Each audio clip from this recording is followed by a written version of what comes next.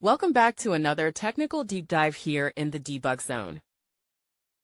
Today, we're tackling a big question and breaking it down with insights from other users. Hopefully, this clears up some misconceptions and helps you get the answer you need.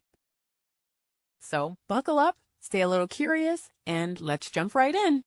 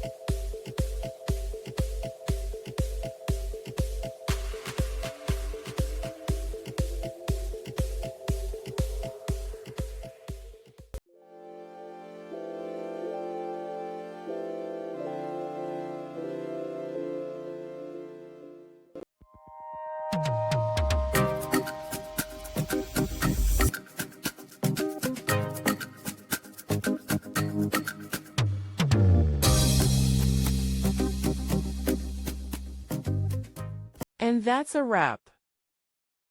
I hope you found the answer you were looking for. If you did, take a second to hit that subscribe button. It really helps out. And let me know in the comments which solution worked best for you. See you next time in the debug zone.